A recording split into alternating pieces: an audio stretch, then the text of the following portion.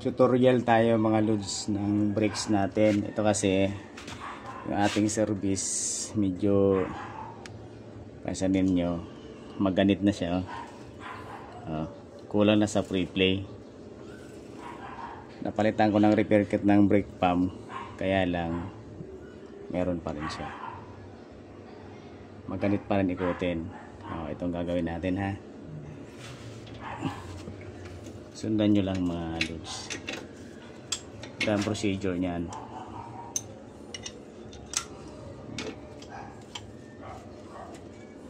Bigyan natin ng part 1, part 2 para at least matutunan nyo kung paano mag-repair ng braking system para mag-DIY na lang kayo.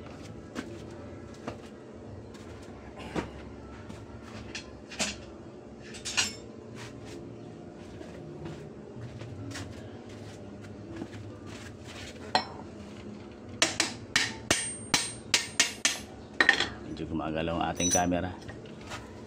Tagal natin na.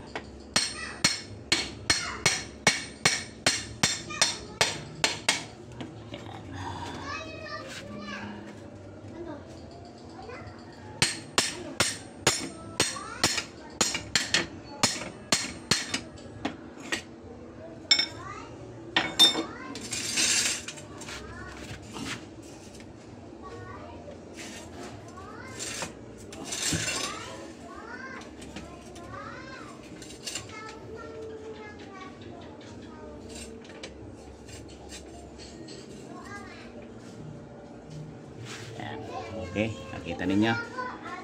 Ayan. Ibaba na natin yung gulong. Medyo magalaw lang ng konti camera natin.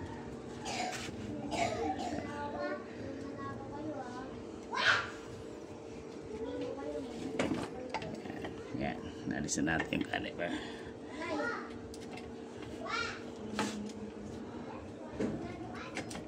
Halos lahat naman kasi ng caliper sa parehas lang.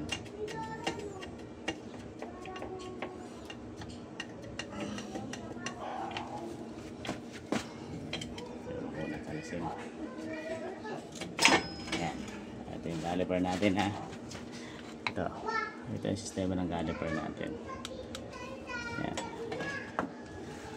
Ganito ang gawin nyo. Bago nyo tanggalan ng brake fluid, ano nyo muna,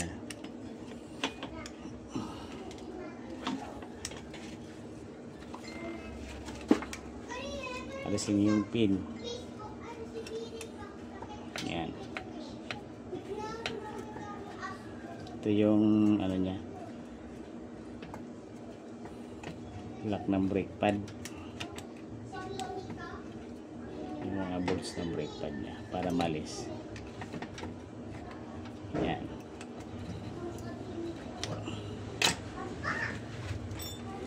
Alisin natin yung brake pad yan, yan, yung brake pad, nya.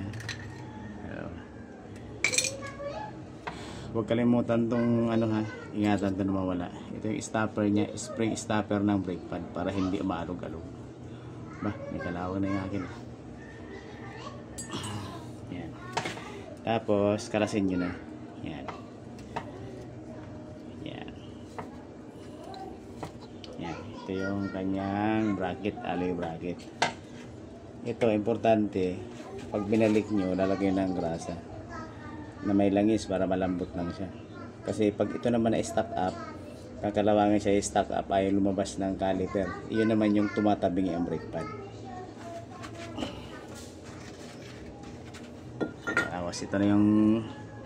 Ito yung i-repair natin. Papalitan natin o-ring yan ng piston. Kasi ito, pag yung oil seal nya na maga na, ayaw nang bumalik ng patras, kaya nagiging stock up.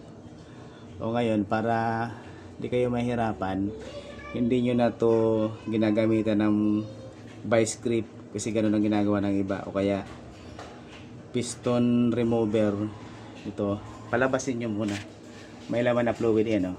Yan. Yan. Yan, di ba? para hindi kayo mahirapan. O, kita nyo, di ba, lumalabas siya. Kasi ang iba, tinatanggalan agad ng fluid. Huwag muna tatanggalan ng fluid. O, palabasin nyo na siya. O, yan. Yan ang ano natin, ha. Yan. Hindi na kayo mahirapan. At least, hindi nyo ito magagasgasan. Kasi pag nagasgasan to, yan, kagaya yan, merong kulay yan, meron mang kalakalawang. Liliyahin natin yan ng 1,200 mamaya. Yan. Pansin nyo, di ba? Lumabas na siya. Yan, o.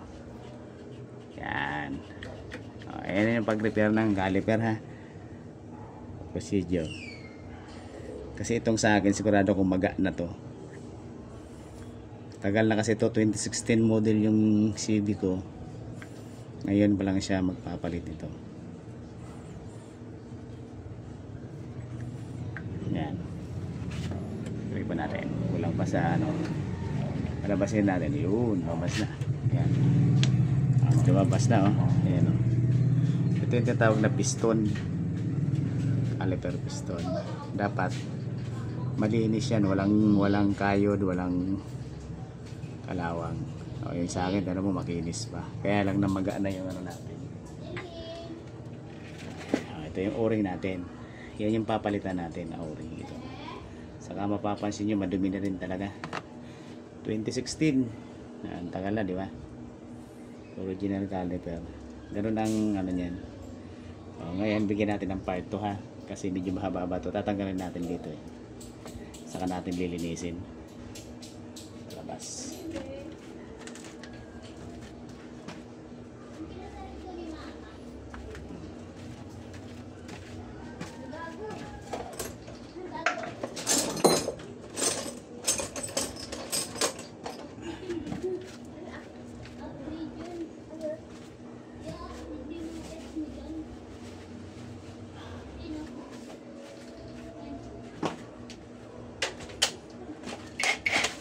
Alisin natin dito, pwede nang alisin.